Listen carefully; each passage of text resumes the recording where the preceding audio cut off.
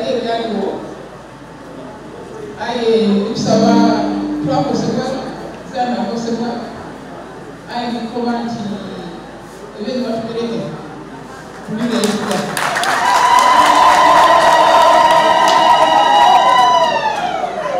tukamukwatendala tukalumusindala lolo tetukole ekugasa abantu ba Busoga n'abantu ba Uganda.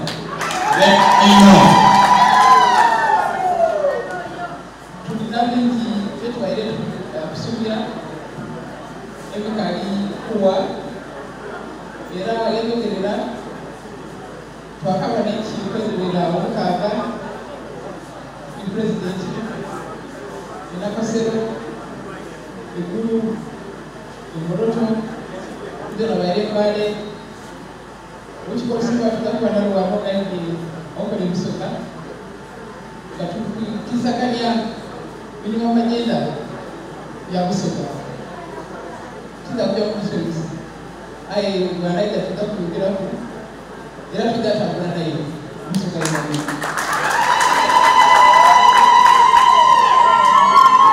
tugenda kwebaza okutiza okola omulimu ogwo era nga olwaleero tukubasimbira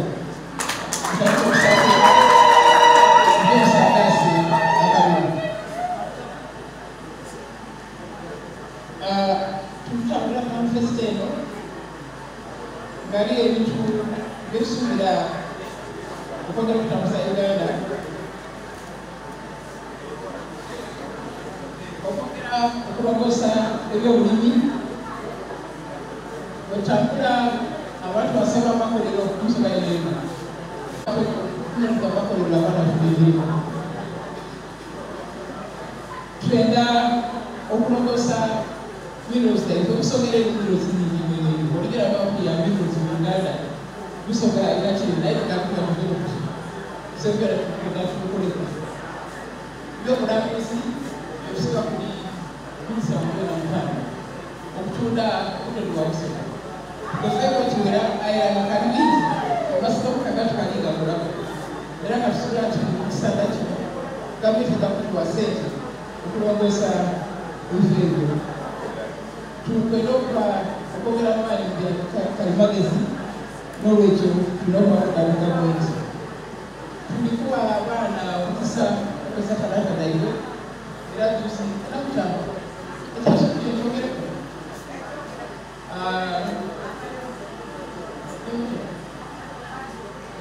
yogere kuperano tuwalega tuwogeranga talanta za Busoga kubanga eri ekibiina kirekera mukisha kinyatise Kampala aye kye tukibirira so namukoba nti tukolera ekyatuga Busoga so kansala mutambo yayogerere ebifaananyi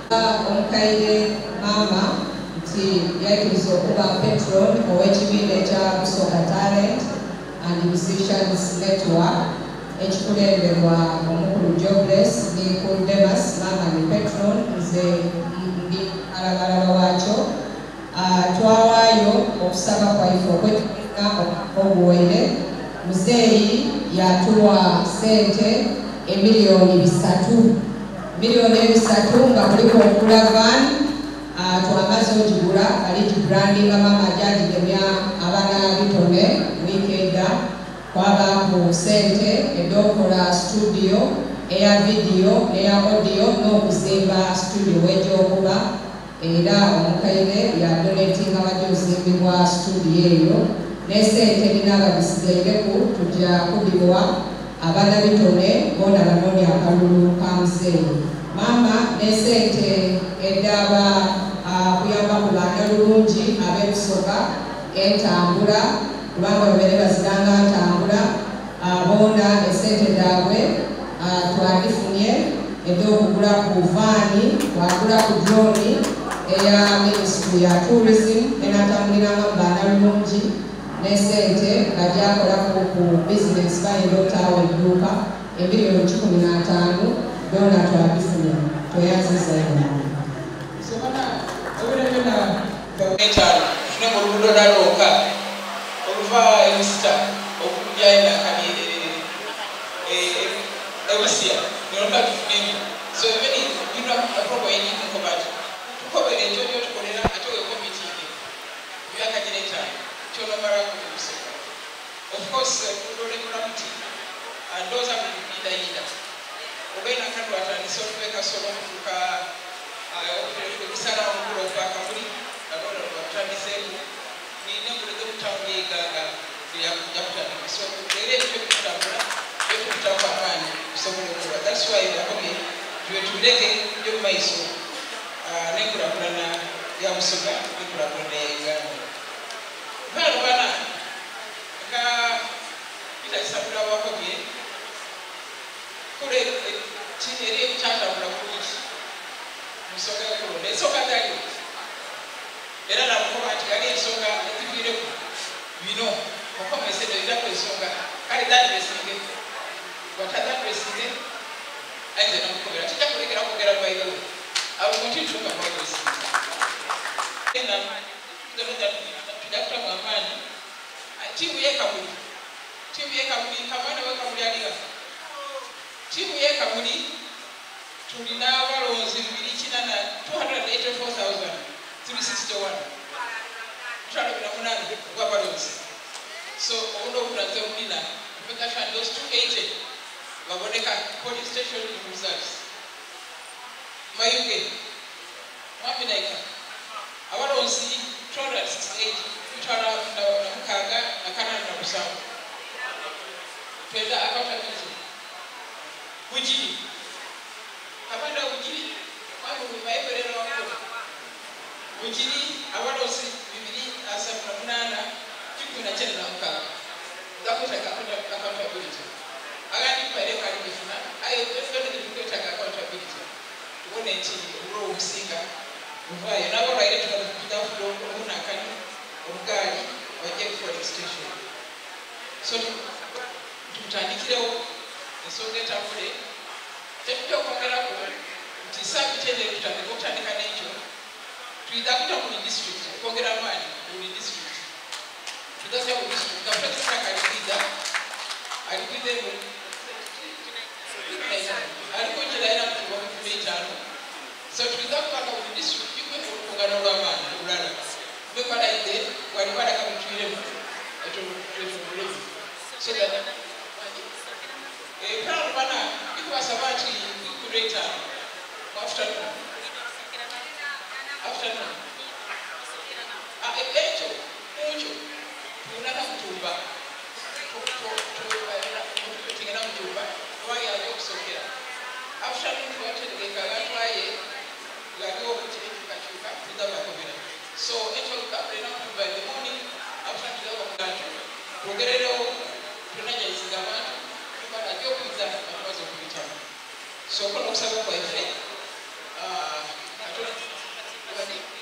pale tuwasimire wakamanda mbaiji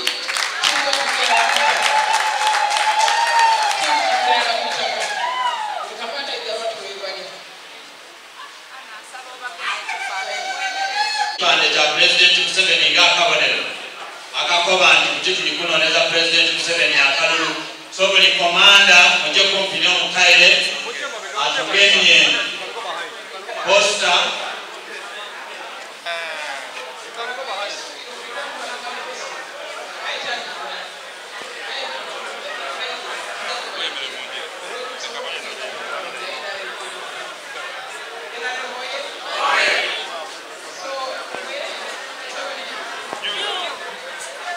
Museveni juu Bakamanda muna mwile wale babakenye posta ya President Museveni mkubemba mwile kale file yutiane akalu tujaka buzaji.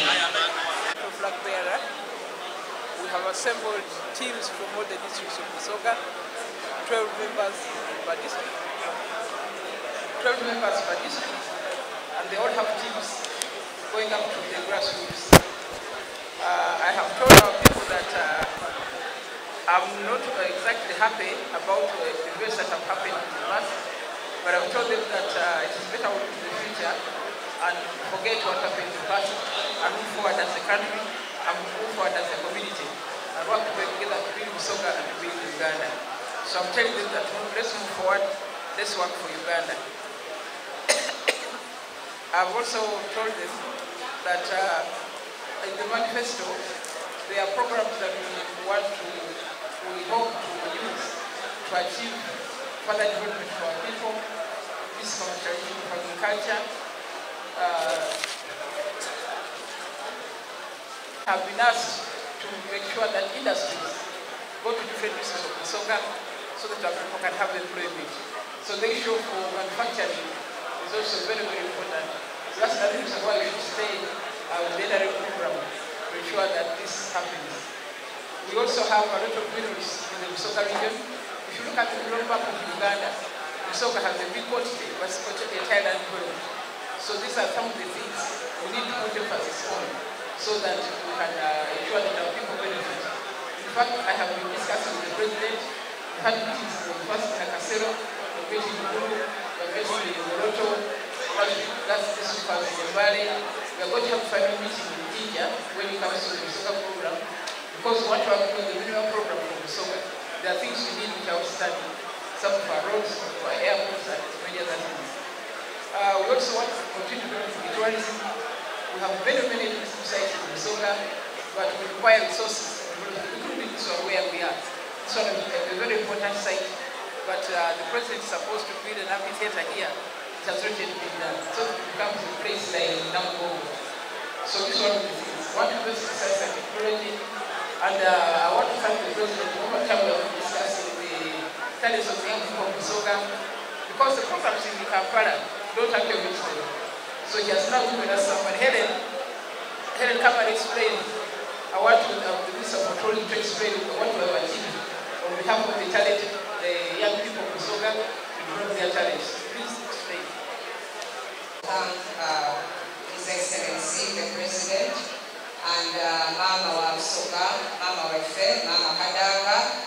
I'm here to confirm that His Excellency fulfilled his pledge of 300 million to Busoga Talent and Musicians Network, where Mama Kadaga is the patron of the association.